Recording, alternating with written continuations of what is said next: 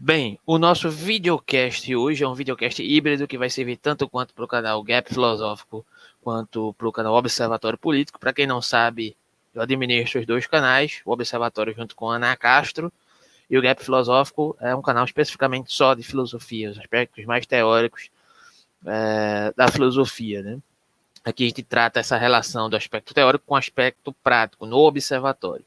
E hoje o que me veio fazer esse videocast aqui é justamente a declaração do Ernesto Araújo tentando elencar o Zizek num campo de visão pelo qual não cabe, né, com a interpretação rasa, como é comum desse tipo de político que tenta fazer uma determinada alegoria de um pensamento complexo, uma simplificação, né, dicotômica de um pensamento complexo, como, por exemplo, do Slavoj Žižek, que escreveu recentemente uma readaptação de alguns aspectos teóricos, né, já presentes em alguns textos seus.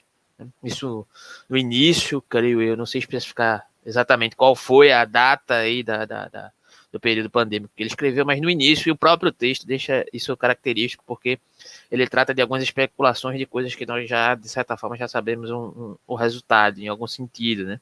São algumas especulações filosóficas de algumas percepções psicanalíticas, filosóficas e sociológicas do Zizek sobre a questão da pandemia, sobre o neoliberalismo, inevitavelmente sobre o capitalismo, sobre como a própria guerra ideológica diante do discurso, de um discurso supostamente neoliberal, autoritário, que tende a negar determinados fundamentos de um aspecto comum do comunismo, não enquanto prática política, sempre associada a um tipo, digamos, de totalitarismo, como o neoliberalismo adora fazer, mas o comunismo enquanto gênese do pensamento, de um compartilhamento social mais justo, né?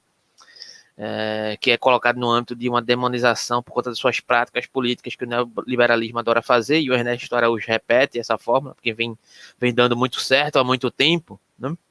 E simplifica a questão que o Zizek coloca, apesar de o Zizek não ter problema nenhum de se declarar abertamente como comunista e não por isso não deixa de admitir os erros da prática e do exercer socialista, comunista durante os períodos históricos que estabeleceram, que são utilizados como, digamos, subterfúgios para emplacar um imaginário neoliberal na população mais comum, né? E aqui eu vou pegar diretamente já a declaração do Ernesto Araújo para exemplificar essa questão aqui de como esse tipo de narrativa ela já é bem batida, mas ela ainda funciona, né? De alguns aspectos que se estabelecem como predominantes, né, de um modo geral, na narrativa, né, do objeto de desejo do senso comum popular, né?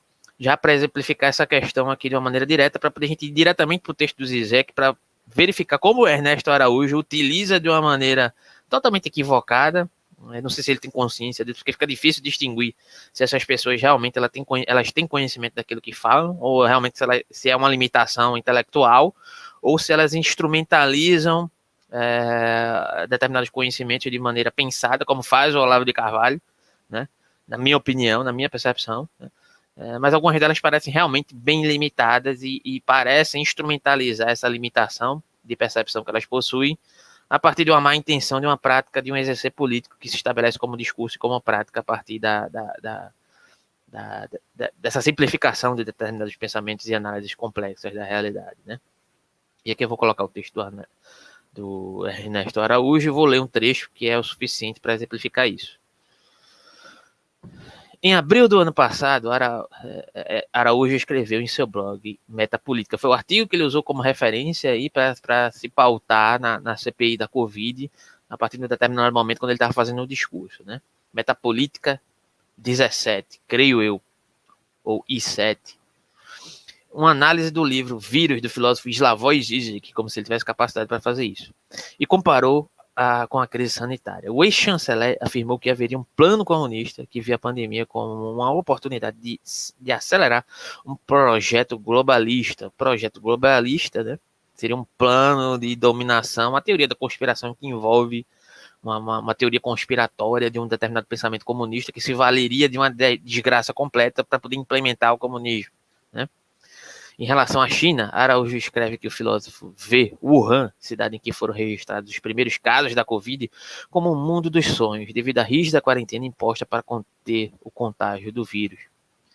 No pensamento de Zizek, aí palavras do próprio, né, do Ernesto Araújo, à custa da destruição dos empregos que permitem a sobrevivência digna e minimamente autônoma de milhões e milhões de pessoas, ao preço do desmantelamento de sua liberdade e de seu sustento, se atinge o mundo em paz consigo mesmo. O comunismo sempre afirmou que seu objetivo é a paz e a emancipação de toda a humanidade. Aí, numa cidade deserta, sem emprego, sem vida, onde cada um é prisioneiro em seu cubículo, sob a supervisão de uma autoridade suprema que nem sequer é o governo do seu próprio país, que por mais ditatorial que seja, ainda pelo menos tem um rosto e uma bandeira. Mas uma agência global, anônima e inatingível, aí está a configuração perfeita da paz e da emancipação comunista, escreve Araújo, que ao longo do texto também critica a OMS.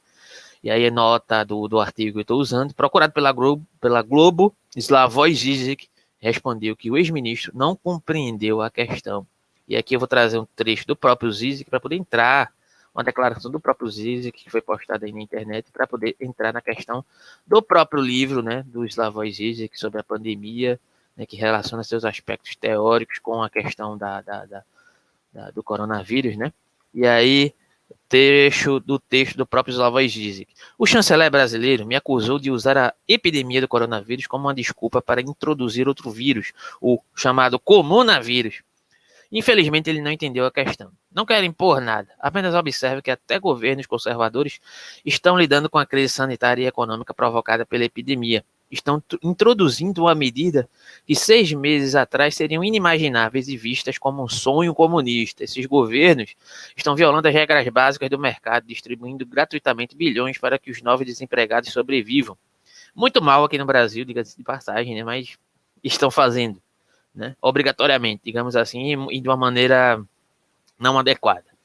Estão ordenando o que a indústria deve produzir, equipamento de saúde, e admitindo que precisamos não apenas de um serviço universal de saúde, como também de um serviço global de saúde. Estão pensando em como prever fome maciça como uma consequência da pandemia, em que em outra época se viu conservadores se sentindo compelidos a agirem como comunistas, dando preferência ao bem comum ao invés dos mecanismos de mercado, escreve Slavoj Žižek sobre a questão do ex-ministro se referir nessa questão da pandemia, o artigo que escreveu. E aí eu acho interessantíssimo explorar o livro do Slavoj Žižek para poder fazer a conclusão e o arremate desse vídeo, porque tem várias questões, né, elaboradas aqui, inclusive a partir do próprio texto do Slavoj Žižek, quando ele diz que alguns governos conservadores se tornaram aí, digamos, impelidos a agir de uma forma mais igualitária, que seria o que sustentaria os pressupostos iniciais ou fundamentais, ou a gênese da pretensão comunista, né, de estabelecer uma sociedade mais igualitária, digamos assim, o que é que, de certa forma, não acontece aqui no Brasil, continua não ocorrendo, né? A passos largos, aqui nós continuamos sendo obrigados a viver sobre um constante estado de negação, né?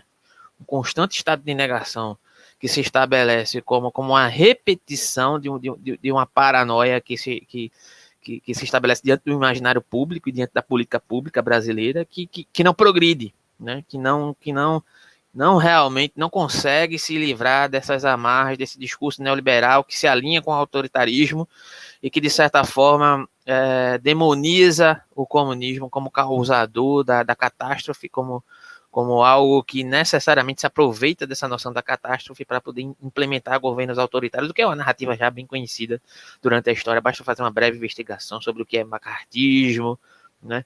Sobre como determinadas retóricas liberais e neoliberais se estabelecem como a demonização desse comunismo através de suas supostas falhas práticas durante a história para poder demonizar e, digamos, abafar uma possibilidade de revolução ou subversão social que despriorize essa questão, essa noção digamos, do indivíduo econômico, né, do sujeito econômico ou do estabelecimento de políticas públicas mais alinhadas com a noção neoliberal que vai abarcar a predominância, digamos, do imaginário popular como uma necessidade, digamos assim, de de se pautar nessas regras enquanto objeto de desejo para suas práticas pessoais de convivência pessoal no âmbito da realidade social e que, de certa forma, vai estabelecer e vai normatizar o modo pelo qual essas pessoas se relacionam, né, de um modo geral, vai fazê-las aceitar determinadas coisas que não deveriam.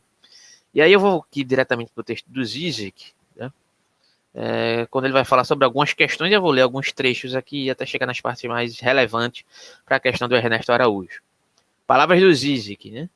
Podemos ler a epidemia em curso do coronavírus. Deixa eu só colocar aqui na tela mais de uma forma maior isso, para ficar melhor.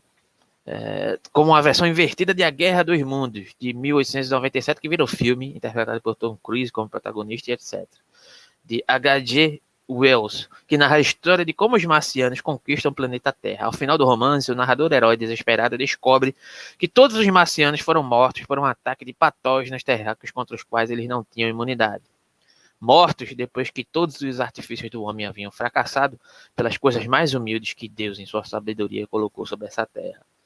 Zizek inverte a questão. Ele informa que é interessante notar que, de acordo com Wells, a trama surgiu de uma discussão com seu irmão Frank a respeito do efeito catastrófico dos ingleses para o povo indígena na ilha de Tasmânia. O que ocorreria, ele se perguntava, se os marcianos fizessem com a Inglaterra o que os ingleses haviam feito com aquele povo. Os tasmanianos nativos, contudo, não puderam contar com os patógenos letais para derrotar seus invasores. Talvez as epidemias que ameaçam dizimar a humanidade devessem ser tratadas como a história de Wells virada pelo avesso. Os invasores marcianos, impiedosamente explorando e destruindo a vida no planeta, somos nós mesmos, ou seja, um sistema supostamente que se estabelece como um discurso neoliberal, como um discurso econômico, né, que negligencia uma suposta, digamos, uma suposta evolução sustentável, evolução aqui muito entre aspas, porque não acredito nessa noção histórica como evolução, mas sim como rupturas históricas, mas aí já é outra questão. E como, digamos, uma sustentabilidade, né, diante do aspecto também ambiental, né, tanto quanto do aspecto social, que as duas questões estão interligadas, né, que são questões inevitavelmente que a negligenciação através de um determinado sistema vem nos impor, digamos assim, também por esse aspecto, uma necessidade de advogar acerca da igualdade, que é um dos pressupostos, pelo menos teóricos, que se estabelecem a partir dos pressupostos comunistas, né? E aí ele prossegue. Todos os dispositivos dos primatas altamente desenvolvidos para se defender de nós fracassaram. E agora somos ameaçados pelas coisas mais humildes que Deus, em sua sabedoria, colocou sobre esta terra. Vírus estúpidos que só se multiplicam cegamente e sofrem mutações. Ou seja, invertendo a questão da história de Guerra dos Mundos, né, o que Slavoj Žižek disse que ao invés de na história, da narrativa que se baseia nessa perspectiva histórica de uma expressividade que queria ser expressa ali pelo autor, né, que os vírus, de certa forma, estabeleceram uma determinada ordem na Terra, que nos salvaram dos alienígenas, né, aqui o vírus estabelece um caos que pressupõe estabelecer uma determinada ordem, né, a partir de um caos causado por estrangeiros que somos nós mesmos. Nós somos os próprios, digamos, entre aspas, alienígenas da história, né? No qual o vírus vem como um mal, né? Como um mal que se estabelece sobre a humanidade, mas como um grito de necessidade de estabelecer esse olhar mais igualitário sobre o trem, sobre outros, né? E aí não é necessariamente, aqui é um ponto, né? Porque tem vários pontos que o Zizek trata, né? Não é necessariamente uma necessidade de fazer uma ode ao caos, mas é uma ode ao caos que já é feita, que causa isso como uma determinada consequência da negligência do próprio modus operandi da humanidade, se portar perante o mundo e perante si mesmo, né?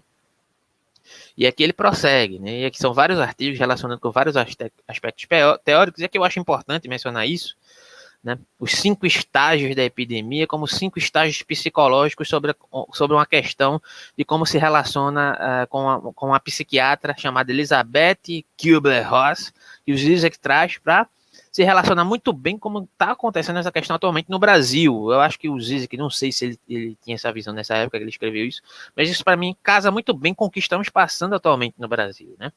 E aí ele escreve, a Elizabeth Kubler-Ross, em seu livro sobre a morte e o morrer, propõe o famoso esquema dos 5 estágios de como reagirmos ao tomar conhecimento de que portamos uma doença terminal. São eles, primeiro, a negação, ou seja, a simples recusa de aceitar o fato, ou seja, não pode estar acontecendo, não comigo, gripezinha, etc. Raiva, que estoura quando já não podemos mais negar o fato. Como isso pode acontecer comigo? Segundo estágio, né? Bolsonaro se voltando contra os estadistas, né, dos vários estados do Brasil que estabeleceram lockdown necessariamente, que deveria ser feito, não foi feito de maneira adequada, mas se volta como um sentimento de raiva contra aquilo que ele não poderia mais negar. Negociação, outro momento, né, entre aspas. A esperança de que de alguma forma possamos postergar ou mitigar o fato. Se eu puder apenas viver a tempo de ver, se eu puder, e aí ela coloca entre aspas, né, ele coloca entre aspas. Se eu puder viver pelo menos um determinado tempo, até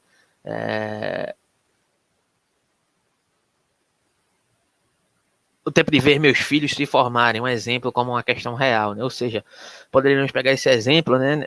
Será que nós podemos sobreviver com isso durante um determinado tempo? Isso uma hora vai passar, né? Então vamos, de certa forma, fazer um tipo de negociação com o que se estabelece perante a realidade. Aqui eu estou pegando várias facetas, né? Tanto quanto do Bolsonaro, da perspectiva do Bolsonaro, de vislumbrar a questão da sociedade, tanto quanto da nossa perspectiva enquanto população perante isso que ocorre, né? E, de certa forma, o âmbito da negociação do Bolsonaro se dá em vários aspectos, né? Vamos fazer um meio lockdown, ou assumir parcialmente a vacina, ou vamos pegar uma quantidade mínima de vacinas e etc., né? Para, de certa forma, satisfazer parte da população, uma certa negociação ambiental ali naquela questão. A depressão, que seria um tipo de um suposto desinvestimento libidinal. Eu vou morrer, e então por que afinal me importar com qualquer coisa? E aí se daria muito no aspecto do pessoal, de alguém que tem essa percepção da catástrofe, não a partir de uma negação de um suposto indivíduo que se coloca como apoio a um governo desse tipo, mas um desinvestimento libidinal no sentido de desacreditar a realidade, né? Não vamos mais nos importar com essa realidade política, porque não dá para mudar realmente de uma hora para outra essa questão, e deveríamos, de certa forma, para que deveríamos nos importar com a realidade política, né? E aí, em último sentido, a questão da aceitação, né? Se não posso combater a morte, posso ao menos me preparar para ela. A aceitação seria muito mais uma aceitação do fato pelo qual se estabelece, muito mais próximo a um estágio, digamos assim, de acordo com a minha percepção do estoicismo, né, de uma compreensão da realidade, e fazer o que se pode a partir daquela realidade, o que seria um estágio final, fazendo esse comparativo da questão de como se estabelece essa relação do âmbito governamental e da perspectiva da população que é inserida nesse contexto, obrigatoriamente por conta de uma má gestão, né? E aí ele segue. Mais tarde, Kübler-Ross aplicou esse esquema a qualquer forma de perda pessoal catastrófica, desemprego, morte de um ente querido, divórcio, drogadição, e enfatizou que esses estágios não necessariamente vêm na mesma ordem e que nem todo paciente passa pelos 5 estágios, ou seja, esse joguete que eu fiz aqui de uma determinada exemplificação entre a perspectiva de um indivíduo inserido no contexto brasileiro e do próprio Bolsonaro como suposição, como exemplificação, ele não se daria nessa ordem, porque o próprio Bolsonaro ele oscila nesse contexto. E quando o Zizek cita lá no início, né, em um desses artigos que é estabelecido aqui desse livro, né, ele fala, de certa forma, de um direcionamento de determinados políticos conservadores para um tipo de política que poderia ser considerada como uma política, digamos, comunista, né? Uma política de igualdade que vai estabelecer, de certa forma, um determinado suporte, uma política mais ligada para os aspectos sociais, né? Inevitavelmente, mesmo contra a sua vontade, devido à situação catastrófica, né? Então, o Ernesto Araújo, primeiramente, se não leu o Zizek, se leu mal, leu errado, ou se não leu errado, leu com más intenções sobre vários aspectos daquilo que é tratado aqui. Não se trata de necessariamente torcer para o fracasso para que implementemos o comunismo, mas que talvez o comunismo nutra determinados aspectos, né, de igualdade que deveriam ser valorizados, e que inevitavelmente essas políticas conservadoras e neoliberais tentam negar a todo custo através de um discurso necessariamente econômico, um discurso necessariamente que faz ódio apenas ao aspecto economicista, criando falsas dicotomias a partir de escolher ou a economia ou a vida, e não existe ou não deveria existir esse tipo de discurso, porque não existe essa correspondência na realidade, apenas no imaginário desse tipo de discurso que se reverbera no aspecto social e que causa necessariamente desigualdade de maneira proposital, né? Mas a proposta do comunismo, do fundamental, da gênese do comunismo aqui no Slavoj Žižek, ele não se dá como uma ode à catástrofe, como uma ode a um regozijar-se pela catástrofe, né? Para implementar o comunismo e nem afirmar que governos autoritários são mais deveriam ser mais aceitáveis do que governos não autoritários. Mas que a demonização do comunismo, a demonização de países como a China, por mais que hajam problemas nesses países, né? Enquanto um preconceito de xenofobia, um preconceito racial e uma necessidade de uma apropriação de um determinado discurso neoliberal que demoniza o comunismo e demoniza um tipo de política que se propõe nivelar o aspecto social, ou pelo menos tem a pressuposição, ou tem a tendência de se debruçar sobre esses aspectos como uma maior justeza de oportunidades, né? E um acalentar dessa determinada população no âmbito de políticas públicas intervencionistas nesse sentido, né? O lugar mais perigoso, principalmente nesse momento, não é a China, é o Brasil, né? Que adere a um discurso contrário a esse suposto assistencialismo que por muitas vezes é tido como um tipo de vitimização de uma população que é constantemente negligenciada, que são as populações marginais, negros, pobres, indígenas, né? Que são colocados nesse suposto discurso meritocrático, né? Que tanto nos sai caro ao nosso imaginário de desejo, que é estabelecido a partir de uma reimposição constante do neoliberalismo através de governos autoritários, né? Como, por exemplo, o governo de Bolsonaro, né, se faz e se coloca como antagônico a governos autoritários a partir desse tipo de discurso. Então não se trata necessariamente de fazer uma ode ao comunismo, mas utilizar esse pressuposto do comunismo como modo de repensar isso aí que está dado. E aqui ele segue, né? Ele usa Trump como exemplo, né? Mesmo na esfera política, isso vale para aqueles que ficam traumatizados com a eleição de Donald Trump, por exemplo. Primeiro veio a negação, não se preocupe, Trump só está fazendo cena, nada vai realmente mudar se ele tomar o poder. Isso aconteceu aqui com o Bolsonaro, né? Não, isso aí que ele está falando é só retórica, ele não vai exercer isso na prática, né? E aí primeiro vem a negação, né? Esse aqui é o estágio da negação. Em seguida a raiva, dirigida contra as forças, determinadas forças obscuras que permitiriam que ele tomasse o poder, contra os populistas que o apoiam e representam uma ameaça à nossa substância moral. Depois a negociação. Nem tudo está perdido, né? Talvez as instituições possam pará-lo. Qualquer coincidência não é coincidência, né? E, em quarto sentido, a depressão. Estamos caminhando ao fascismo. A democracia está perdida nos Estados Unidos, assim como está perdida aqui no Brasil.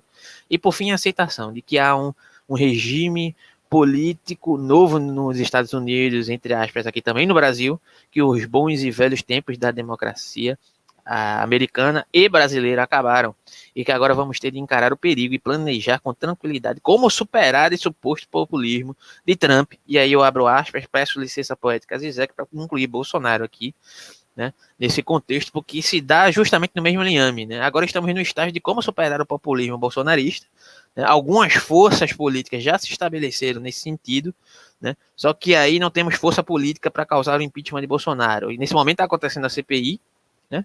Só que ainda não se sabe se podemos, muito provável que não, muito provável que Bolsonaro permaneça aí até 2022, né? Até acontecerem de fato as eleições e que ele perca as eleições, né? Para poder dar uma guinada, mas o bolsonarismo vai permanecer, né? Esse ímpeto bolsonarista vai permanecer aí nesse determinado contexto, né? E num outro sentido, né? Para finalizar, a alegoria que exige que faz com o filme Kill Bill de Quentin Tarantino, elaborando uma determinada técnica, né, de uma combinação de 5 golpes que há naquele filme lá do Kill Bill, né, que a personagem da Uma Thurman exerce sobre o Bill, que é a personagem principal aí do filme, né, enquanto referência, né, uma das personagens principais, ela se vinga desse personagem através de uma determinada técnica dos 5 golpes. E essa técnica dos 5 golpes, o Zizek utiliza para fazer uma alegoria com o próprio sistema que se estabelece enquanto fazendo essa representação, digamos, de uma sociedade que frequentemente se autogolpeia no sentido de estabelecer políticas públicas, econômicas e de gestão ambiental e de gestão social que são nocivas a si mesmas. E para quem não sabe, para quem não assistiu Kill Bill, esse golpe dos 5 pontos, né, elencado em Kill Bill, é um golpe que é exercido, né, e que você tem um tempo para assistir a sua própria morte desde que se comporte de uma determinada maneira. E a Zizek faz essa crítica no sentido de que é como se essa constante, esse discurso neoliberal, capitalista, e que se exerce a partir de um determinado pressuposto, que não se totaliza aí, mas que se estabelece nesses ambientes, ele fosse comparável a esse golpe dos 5 pontos, que na verdade nós estamos golpeados, sabemos que vamos morrer, e podemos assistir a nossa própria morte desde que nos comportemos de uma determinada maneira. Ele faz uma série de elaborações a partir dessa questão, mas aqui eu vou finalizar, senão o vídeo vai ficar muito longo, né? O Ernesto Araújo não entendeu nada, se entendeu, entendeu errado, ou é mal intencionado, mas eu creio que ele seja limitado mesmo, né? Não se trata de simplificar determinadas concepções acerca da realidade, nem de demonizar o comunismo, assim como também creio eu que não se trata também de demonizar o neoliberalismo, mas de identificar o que é, de identificar o que ele é, de investigar, de estudar, de pegar referências, né? Se vocês quiserem, eu deixo várias referências de estudos sobre o neoliberalismo, tanto quanto de críticas ao neoliberalismo, né? E tanto quanto dos próprios neoliberais, né? Ditos neoliberais, Escola de Chicago, Adam Smith, que são os liberais, né, de origem, né, sobre determinados pressupostos que advogam acerca de uma exclusão social, necessariamente. E aí não sou eu que estou falando, demonizando o liberalismo ou o neoliberalismo, são os próprios falando de como se constitui essa convivência social a partir desses pressupostos. No mais, segue aí o Observatório Político, segue o Gap Filosófico. No Gap Filosófico, todos os nossos cursos gratuitos estão na descrição, tá? Estamos com a loja virtual do Gap Filosófico, venda de camisas, também vai ser estendida para o Observatório Político de um modo geral, né?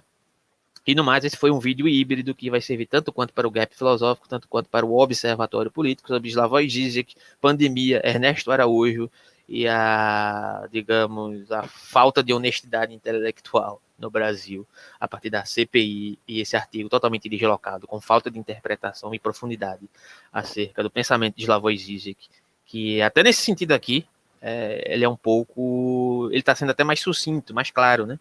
Mas que causa, de certa forma, uma confusão proposital, às vezes, ou uma má compreensão do seu pensamento e da totalidade, da grandiosidade do pensamento de Slavoj Žižek, né? No mais, segue, compartilha, deixa teu like, teu dislike, teu comentário, tá?